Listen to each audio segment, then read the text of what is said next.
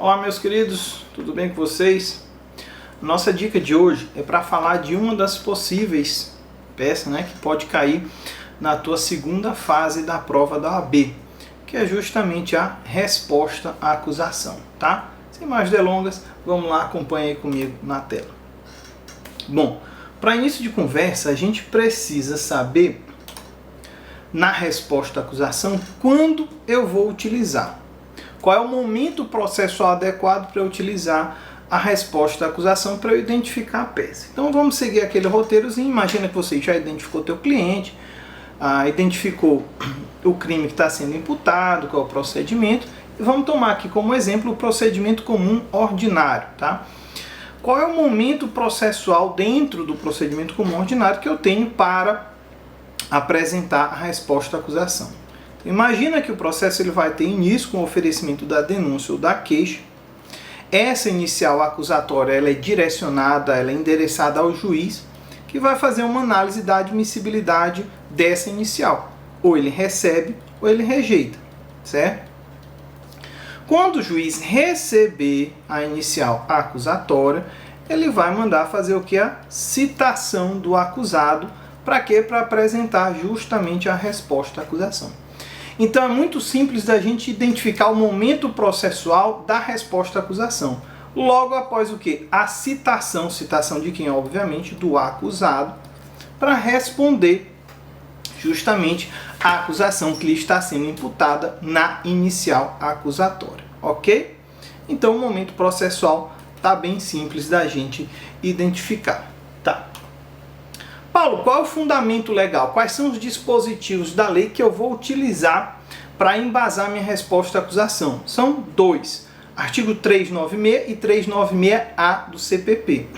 O 396 diz que nos procedimentos ordinários e sumários, oferecida a denúncia ou a queixa, o juiz, se não a rejeitar liminarmente, receberá, ou seja, ele vai receber a inicial e ordenará a citação do acusado para responder à acusação por escrito no prazo de 10 dias. Então, o fundamento legal a gente já encontrou no artigo 396 do CPP.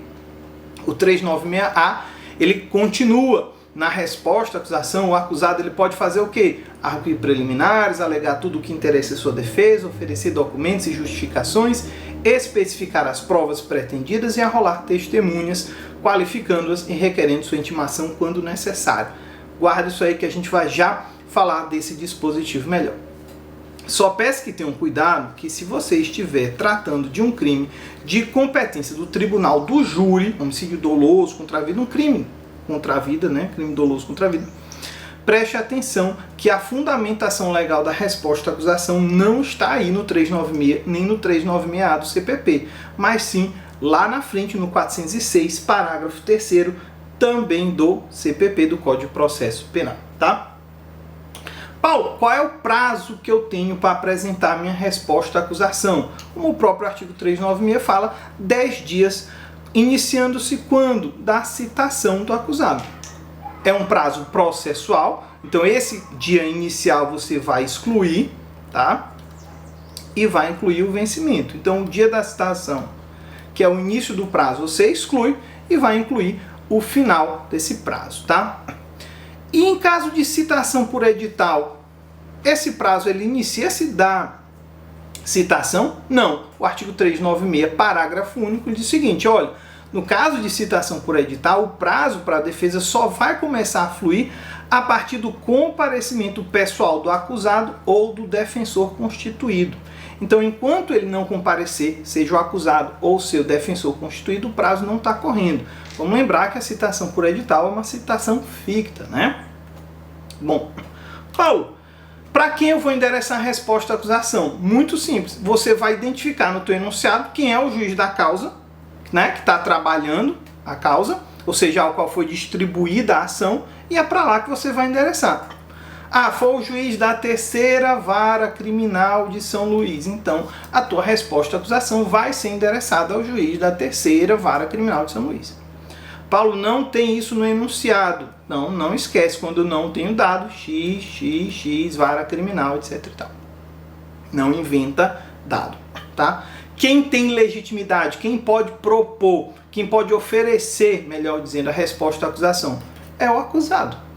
já que é ele que está respondendo naturalmente a uma acusação que lhe é feita, que lhe é imputada. Através de quê? De seu defensor, seja ele constituído ou nomeado, tá? Terminologia, você pode, para o acusado, além desse termo, você pode utilizar também réu ou denunciado, tá?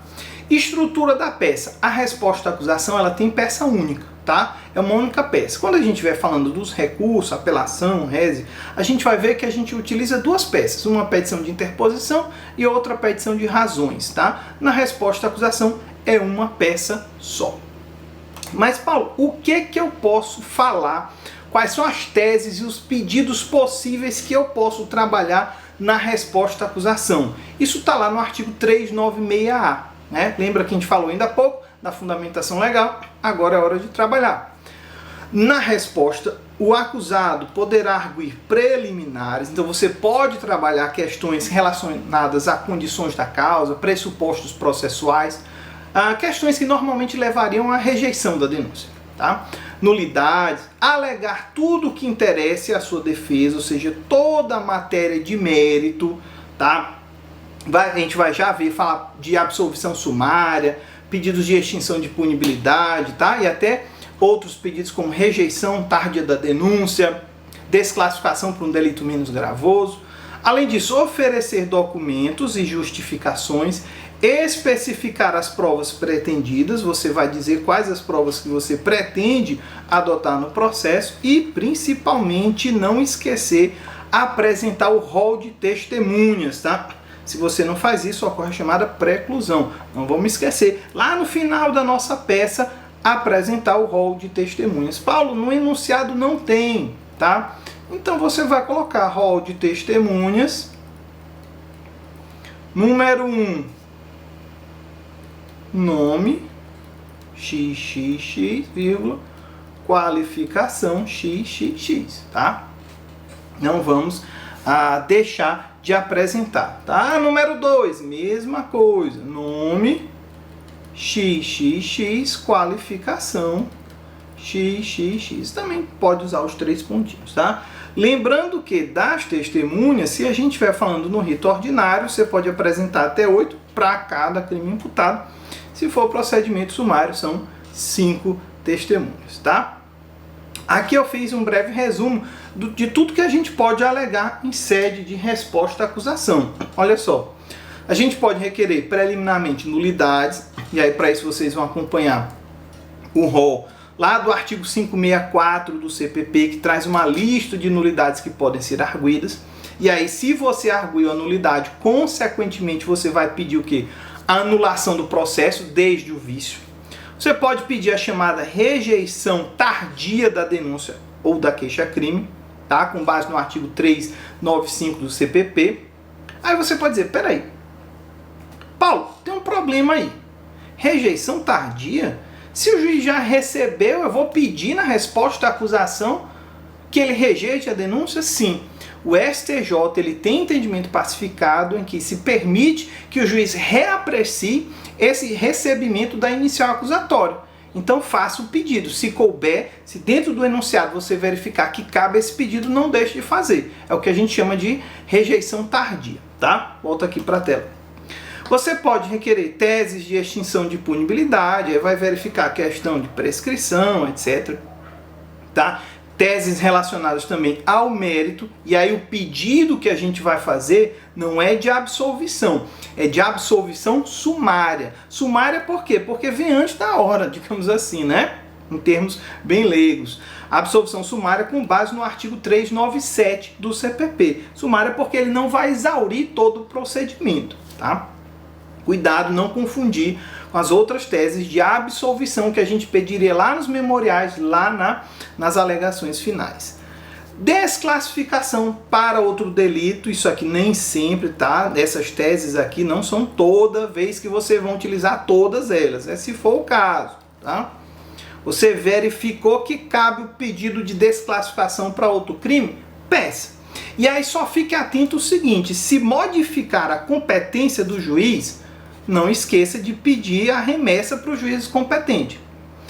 Paulo, eu verifiquei que com a desclassificação a pena em abstrato é menor, já cabe a prescrição. O delito já está prescrito. Pede a absolvição sumária, então, por extinção da punibilidade. Paulo, outra coisa, eu verifiquei que com a desclassificação cabe agora um ANPP, um acordo de não persecução penal, ou até uma suspensão condicional do processo. Então você vai requerer, se for o caso, mais uma vez, vista dos autos ao MP para que ele proponha o ANPP ou a suspensão condicional do processo, tá?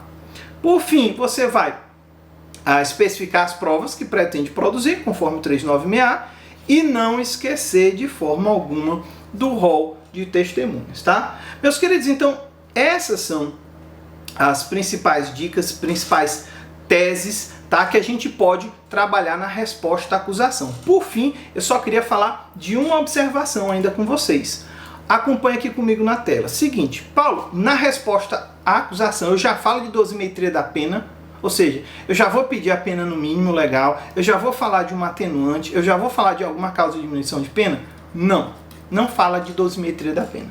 Ah, Paulo, mas por quê? Tu tá doido? Não, porque lá na frente, lá nas alegações finais, é o momento adequado para isso, tá? Aqui o nosso foco principal é garantir a absolvição sumária, tá? A gente não vai falar de dosimetria da pena, tecnicamente a gente deixa isso para falar nos memoriais.